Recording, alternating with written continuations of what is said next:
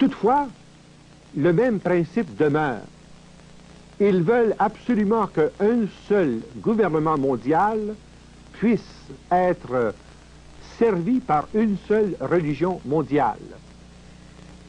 Et le but est très simple, c'est de parvenir véritablement à créer un État totalitaire où vous serez surveillé dans tous les aspects possibles et dans les aspects les plus privés de votre vie.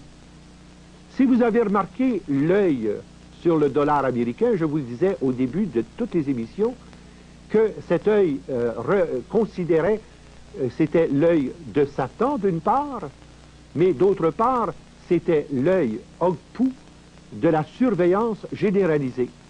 Le mode utilisé pour cette surveillance sera la carte électronique. Cette carte électronique qui parviendra à transmettre toutes les informations nécessaires pour vous donner, pour leur donner, je devrais dire, toutes les informations dont ils ont besoin sur vous. Cette carte électronique remplacera la MasterCharge, la Visa, l'American Express, qui a servi de base expérimentale à sa conception. On appelle ça the World International Identification and Transaction Card. Grâce à cette carte, vous pourrez acheter et vendre sans argent. Tout sera complètement électronique. Mais il y a une barre noire ici, la même que vous retrouvez sur votre carte Visa et sur toutes vos cartes de crédit, que ce soit les cartes de crédit automobile, que ce soit les cartes de crédit d'essence, c'est le même principe. On enregistre sur cette ligne l'information détenue par 40 000 chips informatiques.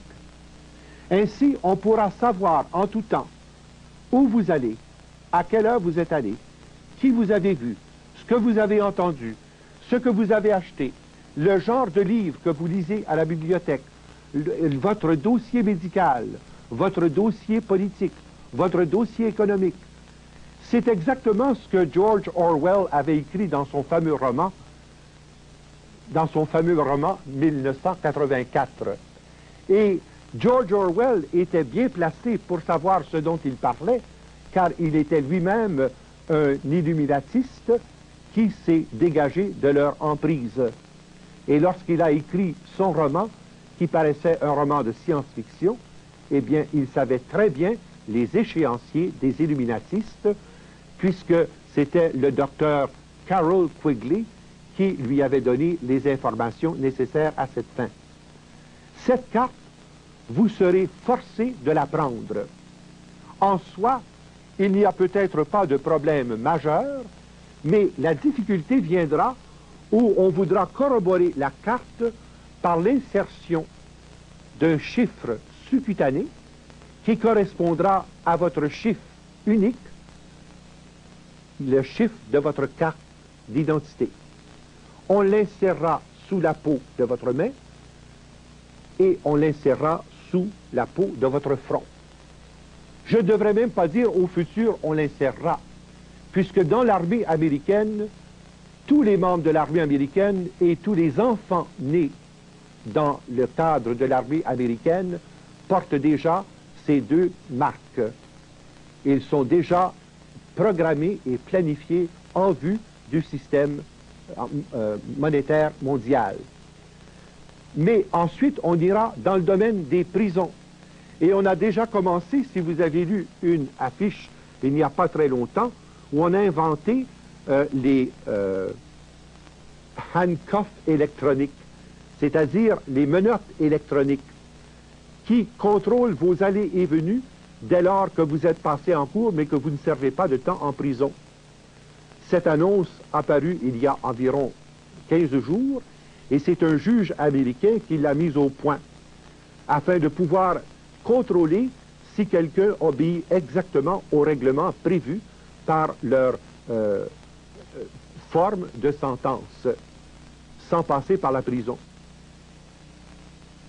Ceci vous montre donc que ce qui paraissait de la science-fiction il y a 20 ans, il y a 10 ans, est devenue une réalité concrète.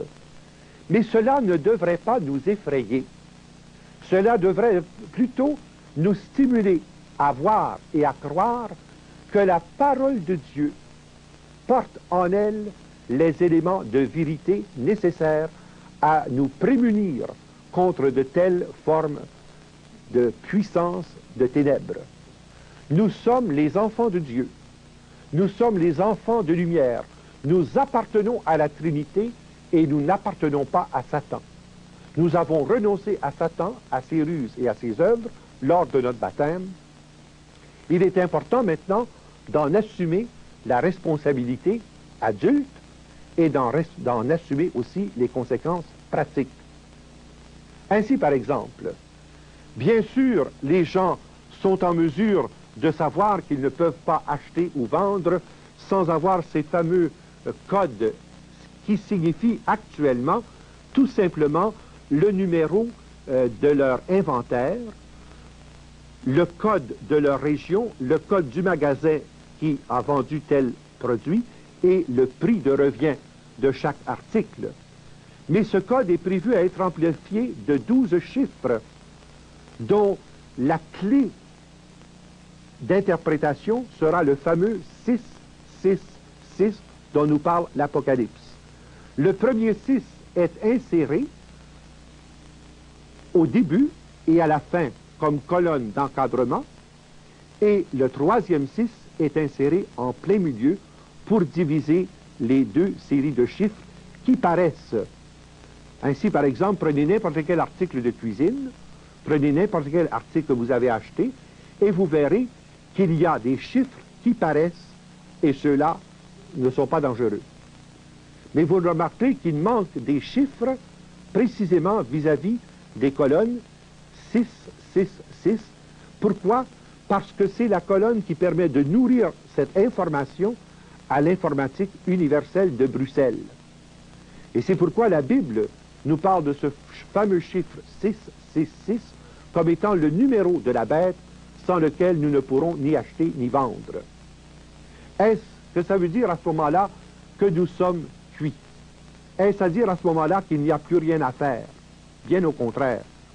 Cela veut dire que nous pouvons parvenir à agir par mode concerté sur le plan des communautés chrétiennes qui deviendront de plus en plus autosuffisantes.